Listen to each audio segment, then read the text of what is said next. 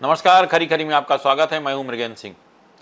आज हम फिर पिछड़ा वर्ग को 27% आरक्षण को लेकर चर्चा करेंगे। ऐसा लगता है कि पिछड़ा वर्ग के 27% आरक्षण का मामला लगातार टलता ही जा रहा और नई नई समस्याएं सामने जा रही। पहली बार एसटी वर्ग भी इसमें कूद पड़ा है। एसटी वर्ग का ये कहना है कि यदि 27% आरक्षण ओबीसी को दे दिया जाता है तो एसटी और एसटी वर्ग के जो मेरिट के आधार पर ऊपर चले जाते हैं, मतलब जो अनरिजर्व में चले जाते हैं, उनका नुकसान होगा।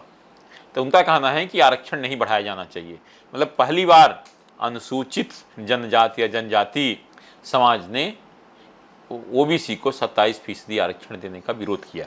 याचिकाकर्ता रितु बड़ोले की ओर से अधिवक्ता शोभा गुप्ता ने पक्ष रखा और उन्होंने पूरा तर्कों के साथ कहा कि जब भी कोई परीक्षा होती है तो उसमें मध्य प्रदेश सरकार का नियम है कि यदि एसटी और एससी वर्ग का व्यक्ति, साथ ही उसमें ओबीसी भी हैं, अगर मेरिट जो है उसमें आ जाता है जिसमें सामान्य वर्ग के आ रहे हैं तो वो उसमें अनारक्षित वर्ग में चला जाता है। तो एक दो जो भी गए उतने सीटें अनुसूचित जनजाति के लोगों को, अनुसूचित जाति के पिछड़े वर्ग को मिल जाती हैं। अगर 27% आरक्षण हो गया तो उनका जो पद कम हो जाएंगे। वैसे ही वर्तमान में पिछड़े वर्ग के लिए 14% आरक्षण है, 27 की मांग की जा रही, 13% और बढ़ जाएगा। अगर मध्य प्रदेश में हम आरक्षण की बात करें तो मध्य प्रदेश में वर्तमान में 14% आरक्षण पिछड़े वर्ग के लिए है, 20% अनुसूचित जनजाति के लिए है, 16% अनुसूचित जाति के लिए है और 10% अति गरीब के लिए, मतलब लगभग 60% आरक्षण हो है। 13% और बढ़ा दिया जाता, 73% आरक्षण हो जाएगा मध्य प्रदेश में। फिर अन्य रिजर्व के लिए 27% ही सीटें बचेंगी। इसको लेकर बहुत लंबे समय से संघर्ष चल रहा। हर दल, जब पार्टी सत्ता में कोई भी हो, सब पिछड़े वर्ग के आरक्षण की बात करती हैं, लेकिन लगातार मामला टलता जा रहा है। अगर ये देखें तो 1984 से चल रहा, जब मध्य प्रदेश के मुख्यमंत्री अर्जुन सिंह जी थे, 42 साल से चल रहा आरक्षण, लेकिन अभी तक कोर्ट ही कोर्ट चल रहा। मध्य प्रदेश में 13% अधिक आरक्षण ओबीसी वर्ग के छात्रों को नहीं मिल रहा है। इससे ओबीसी वर्ग के भी छात्रों का नुकसान हो रहा है। आप देखिए पिछले 5 साल से न जाने ओबीसी के वर्ग के छात्रों के नाम पर कितने पद खाली रखे गए।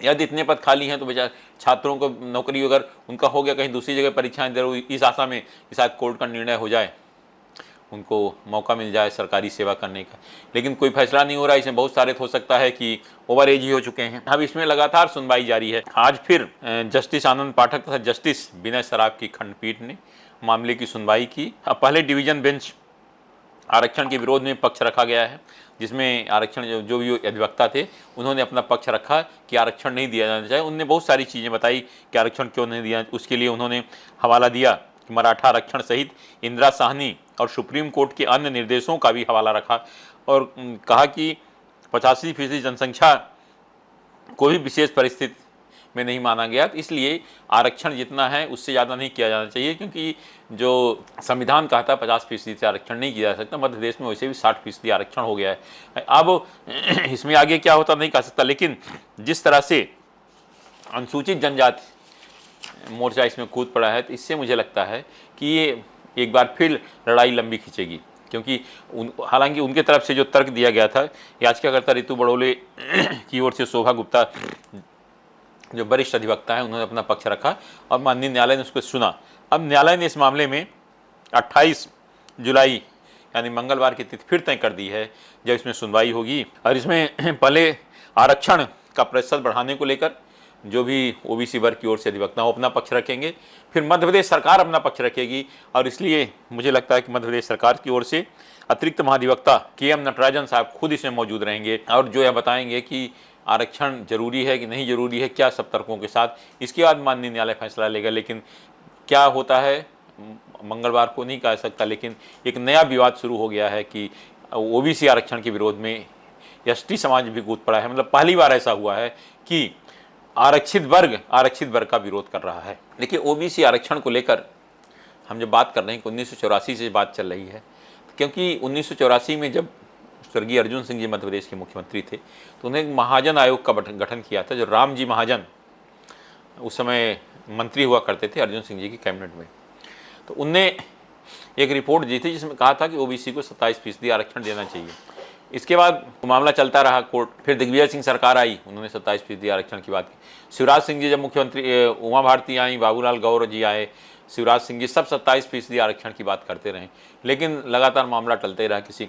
इसके बाद कांग्रेस की फिर सरकार बनी, कमलनाथ मुख्यमंत्री बने मध्य प्रदेश के, उन्होंने भी इसके लिए कैबिनेट में प्रस्ताव लाया, कैबिनेट में प्रस्ताव ला करके 27% आरक्षण का प्रस्ताव भेजा, लेकिन फिर कोर्ट में यह विरोध हो गया, बड़े बड़े अधिवक्ताओं को लगाया गया, सुप्रीम कोर्ट में सुनवाई हुई, लेकिन कोई फैसला नहीं हुआ। सुप्रीम कोर्ट ने कहा कि पहले हाई कोर्ट जाएं, तो मध्य प्रदेश लोग वापस आ गए। तो मध्य प्रदेश में सुनवाई के लगातार टलता रहा, कभी जज बदले, कभी कुछ हुआ, लगातार टलता गया। तो फिर अब नए सिरे से सुनवाई शुरू हुई। अब देखने वाली बात यह है कि जो अगले मंगलवार को सुनवाई होगी उसमें क्या होगा, फिर उसका तिथि देगी या क्या फैसला होता है कि नहीं होता है।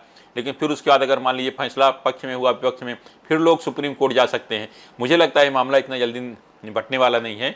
मैं तो कहूँगा मध्य प्रदेश सरकार को इस मामले में कुछ फैसला लेना चाहिए कि जो 13% पद खाली रखे उसके बारे में क्या करना चाहिए। या तो जैसे जिस तरह से पदोन्नति दी गई है लोगों को और कहा गया है कि यह माननीय न्यायालय के अधीन होगी, ऐसा चाहे तो मध्य प्रदेश सरकार भी 13% जो पद खाली हैं उनको भर के ओबीसी को ये दे सकती हैं कि यह जो भर्ती की गई है माननीय न्यायालय के अधीन होगी, और माननीय न्यायालय नहीं मानता है तो आपकी सेवाएं समाप्त की जा सकती। सरकार अगर चाहे तो जब तक कोई फैसला नहीं हो सकता तो ये निर्णय ले सकती है। ओबीसी महासभा के अध्यक्ष लोकेन गुर्जर, सुनिए उनने क्या कहा। हमारा तो देखिए, जो तारीख पे तारीख हाई कोर्ट और सुप्रीम कोर्ट में जो चल रही है, उन्हीं सब चीजों से अब तंग आ गया है ओबीसी वर्ग, और ये चाहता है कि जल्दी से जल्दी 27% की जो सुनवाई है वो लागू हो, क्योंकि सुप्रीम कोर्ट भी बोल चुका है कि हमें जो हाई कोर्ट को बोला है उन्होंने कि 3 महीने में पूरी हियरिंग करके उस पर डिसीजन देना है।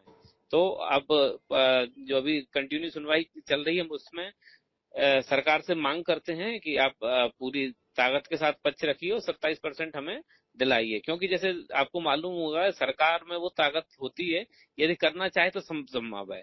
जैसे प्रमोशन में रिजर्वेशन का मामला अभी हाईकोर्ट में चल रहा है ना, लेकिन सरकार ने अभिमत के आधार पर उसको लागू किया ना, क्योंकि सरकार की मंशा थी। यदि सरकार की सच में मंशा है और वो देना चाहती है 27%, तो वो 100% वो अभिमत के आधार पे या किसी भी आधार पे कोई रास्ता निकाल के दे सकती है। इसी चीज को लेके हमने विधानसभा घेराव किया था और सरकार को जगाने का काम किया था।